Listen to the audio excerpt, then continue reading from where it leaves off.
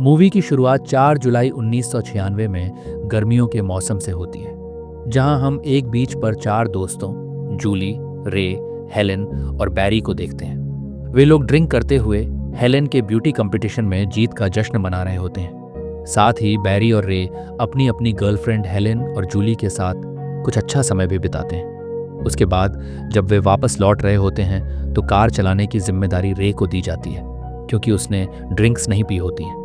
लेकिन बैरी बहुत ज्यादा नशे में होता है और रास्ते में कार की सनरूफ से बाहर निकलकर मस्ती करने लगता है, जिससे एक पल के लिए सबका ध्यान उस पर चला जाता है। और तभी अचानक उनकी कार से एक आदमी का एक्सीडेंट हो जाता है। बैरी को अपनी कार की पड़ी होती है, इसलिए वह रे पर कार ठीक से न चलाने के लिए गुस्सा करने लगता है। लेकिन तभी जूली को रोड पर एक जूता पड़ा हुआ मिलता है। वे लोग बुरी तरह से डर जाते हैं और जब वे आसपास चेक करते हैं तो उन्हें रोड के किनारे खून से लथपथ एक इंसान पड़ा हुआ दिखता है। उन्हें लगता है कि वह मर गया है।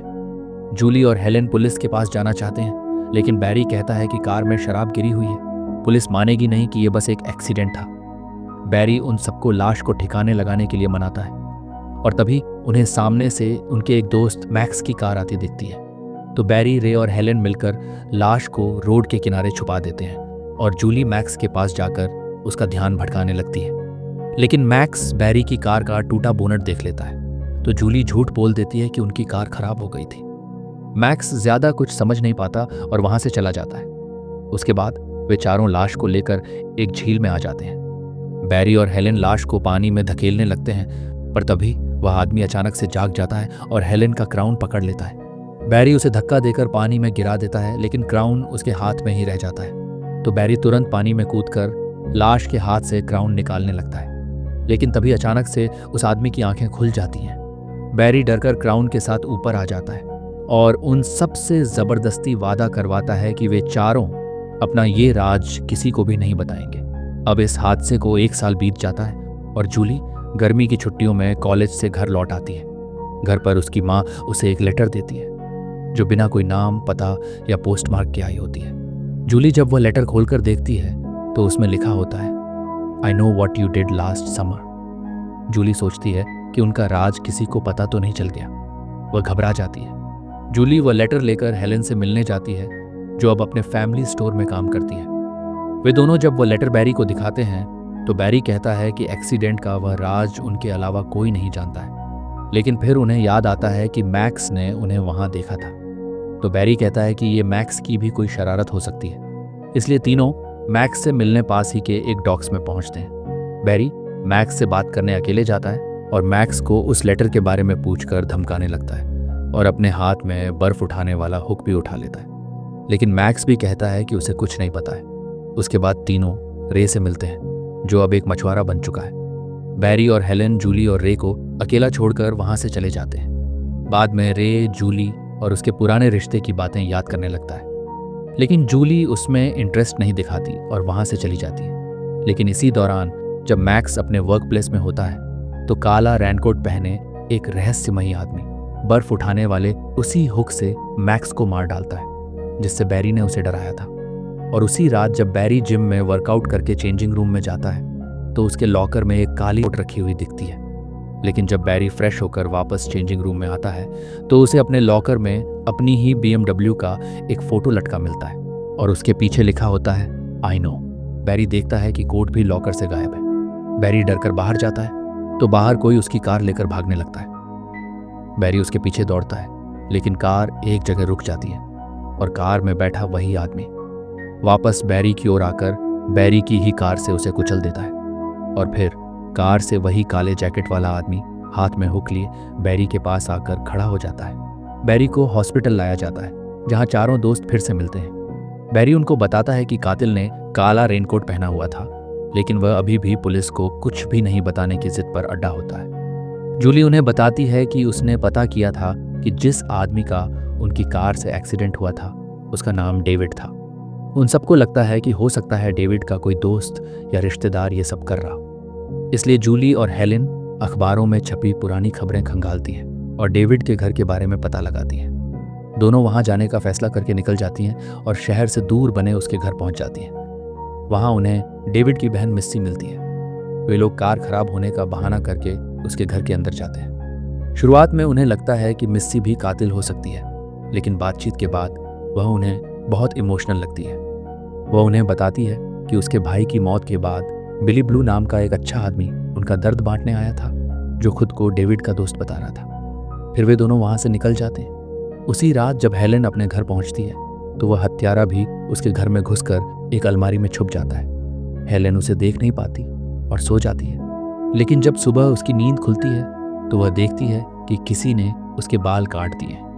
वह जब आईने में देखती है तो उस पर भी सून लिखा हुआ होता है। हेलेन बुरी तरह से डर जाती है और जूली बैरी को फोन करके तुरंत घर बुला लेती है। थोड़ी देर में जूली भी उसके घर के पास पहुंच जाती है, लेकिन तभी उसे एहसास होता है कि शायद कार के ट्रंक में कुछ है, और जब ट्रंक खोलकर देखती है तो उसमें उसे केकड़ों से ढकी हुई मैक्स की लाश दिखती है। जूली तुरंत भागकर हेलेन और बैरी को भी लाश के बारे में बताती है, लेकिन जब वह उन्हें लाश दिखाने लाती है तो लाश वहां नहीं होती है। ट्रंक भी बिल्कुल साफ सुथरा होता है।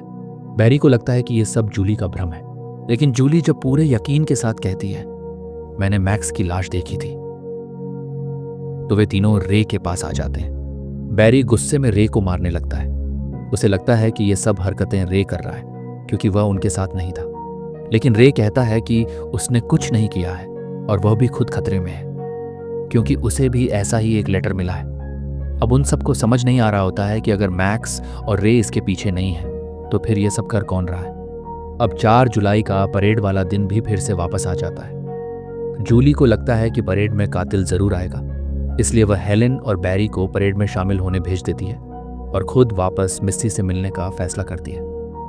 परेड के दौरान हेलेन को एक काले कोट वाले आदमी पर शक होता है तो बैरी भी उसका पीछा करता है, लेकिन वह कोई और ही निकलता है। इसी दौरान जब हेलेन परेड में होती है तो उसे बिल्डिंग की छत पर वही कातिल दिखता है और उसके हाथ में वह हुक भी होता है। दूसरी ओर जूली जब मिस्सी से फिर से मिलती है तो मिस्सी उसे बताती है कि डेविड अपनी गर्लफ्रेंड सूजी की मौत के गम में था और उस रात उसने सूजी की मौत वाली उसी जगह पर जाकर खुद भी आत्महत्या कर ली थी। मिस्सी उसे डेविड का सुसाइड नोट भी दिखाती है, जिस पर वही राइटिंग में लिखा होता है, I will never forget last summer, जैसे उन सबको मिले लेटर में लिखा हुआ था। जूली मिस्सी को समझाने की कोशिश करती है कि उसके भाई ने आत्महत्या नहीं की है और इस लेटर में किसी ने उसे मारने की धमकी दी थी, लेकिन मिस्सी उसकी बातें सुनकर गुस्से में आ जाती है और जूली को तुरंत वहां से चले जाने को कहती है। दूसरी ओर हेलेन परेड के बाद जब वापस ब्यूटी कंपटीशन में शामिल होती है तब उसे वही कातिल बालकनी में बैरी को मारता हुआ दिखता है। हेलेन तुरंत एक पुलिस ऑफिसर के साथ ऊपर जाकर देखती है, लेकिन वहां न कातिल दिखाई देता है न ही बैरी की लाश। ऑफिसर को लगता है कि हेलेन को कोई भ्रम हुआ है, लेकिन फिर वह हेलेन को डरी हुई देखकर उसे घर छोड़ने निकल जाता है। रास्ते में ऑफिसर को एक आदमी अपने ट्रक का इंजन खोले खड़ा दिखता है, तो ऑफिसर उसकी मदद करने चला जाता है, लेकिन वह आदमी वही कातिल होता है और ऑफिसर कुछ समझ पाता उससे पहले ही वह कातिल ऑफिसर के पेट में वही हुक गाड़कर उसे भी मार देता है। हेलेन किसी तरह ऑफिसर की कार से निकलकर भागती हुई अपने फैमिली स्टोर पहुंच जाती है और अंदर घुसते ही अपनी बहन एल्सा को सारे दरवाजे अच्छे से बंद करने को कहती है, लेकिन एल्सा के सारे दरवाजे बंद करने से पहले ही कातिल अंदर घुस जाता है और एल्सा को भी मार डालता है। वो छुपकर हेलेन पर भी हमला करता है, लेकिन हेलेन एक खिड़की से कूदकर बाहर निकल जाती है और वहां से भागने लगती है, लेकिन कातिल भी उसका पीछा करता है और एक जगह जाकर उसे भी मार डालता है। पास से गुजर रही परेड के शोर में कोई उसकी चीखें भी सुन नहीं पाता। इसी बीच जूली भी वापस घर लौट आती है और एक पुराना आर्टिकल पढ़ती है जिसमें सूजी के पिता बेन का जिक्र होता है, जिन्होंने 2 साल पहले उसी जगह हुए सूजी और डेविड के कार एक्सीडेंट में डेविड को बचाया था, लेकिन उस एक्सीडेंट में सूजी की मौत हो गई थी। और जब उसे पता चलता है कि डेविड की मौत वाले दिन सूजी के पिता बेन की भी मौत हुई थी, तो जूली को पूरी सच्चाई समझ में आ जाती है।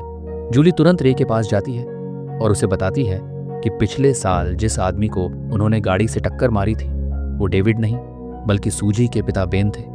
जूली को लगता है कि सूजी के पिता शायद डेविड को सूजी की मौत का जिम्मेदार मानते थे और उन्होंने ही उस रात डेविड की हत्या की, लेकिन बाद में वह उनकी कार से टकरा गए, पर वह शायद जिंदा बच गए और अब हम सबको मार रहे हैं।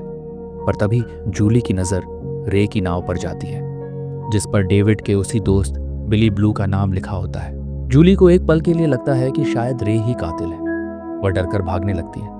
रे भी उसका पीछा करने लगता है, लेकिन तभी बीच में एक मछुआरा आकर रे को बेहोश कर देता है और जूली को अपनी नाव में छुपने के लिए कहता है। लेकिन जूली जैसे ही नाव के अंदर जाती है तो उसे एक कमरे में खुद की, उसके दोस्तों की और सूजी की कई तस्वीरें और अखबार की कटिंग्स लगी मिलती हैं। जूली समझ जाती है कि ये नाव किसी और की नहीं बल्कि सूजी के पिता बेन की ही है। लेकिन तभी वह मछुआरा भी अंदर आ जाता है, जो बेन ही होता है जो उस रात बच गया था। जूली डरकर भागने लगती है, लेकिन तब तक बेन नाव को भी किनारे से दूर ला चुका होता है। इसी बीच रे भी होश में आ जाता है और एक छोटी नाव लेकर जूली को बचाने बेन की नाव में आ जाता है, लेकिन बेन उसे नाव से नीचे फेंक देता है। जूली भी अपनी जान बचाते हुए नाव के अंदर एक बर्फ वाले कमरे में पहुंच जाती है, जहां बर्फ में जूली को हेलेन और बैरी की लाश मिलती है। जूली बुरी तरह से डर जाती है और चीखने लगती है। बेन उस तक पहुंचने ही वाला होता है कि तभी रे फिर से नाव में आ जाता है। नाव की रस्सियों का इस्तेमाल करके वह जूली को बचा लेता है, लेकिन बेन फिर से उठकर उन दोनों पर हमला कर देता है। जूली बेन से कहती है कि उस रात वो बस एक एक्सीडेंट था, लेकिन बेन कहता है कि एक्सीडेंट में लोग किसी जिंदा आदमी को झील में नहीं फेंकते हैं। लेकिन तभी रे एक रस्सी में बेन का हाथ फंसा देता है, जिससे उसका हाथ कट जाता है और बेन समुद्र में गिर जाता है। रे जूली को बताता है कि वह ही बिली ब्लू बनकर मिस्सी से मिलने गया था, सिर्फ इसलिए कि वो अपने किए पर शर्मिंदा था। अंततः दोनों राहत की सांस लेते हैं कि उन्होंने किसी निर्दोष को नहीं मारा था, लेकिन पुलिस को पानी में सिर्फ बेन का हुक लगा हाथ ही मिलता है। अब 1 साल बाद जूली बॉस्टन के कॉलेज में होती है और शॉवर लेने बाथरूम जाती है तो कमरा पूरा भाप से भरा हुआ होता है और तभी उसे भाप लगे एक शीशे पर आई स्टिल नो लिखा दिखता है और तभी एक काली जैकेट वाला आदमी शीशे को तोड़ते हुए अंदर घुसता है। इसी के साथ मूवी यही खत्म होती है। उम्मीद है आपको कहानी अच्छी लगी होगी। कहानी अच्छी लगी हो तो चैनल को सब्सक्राइब कीजिए। Thank you.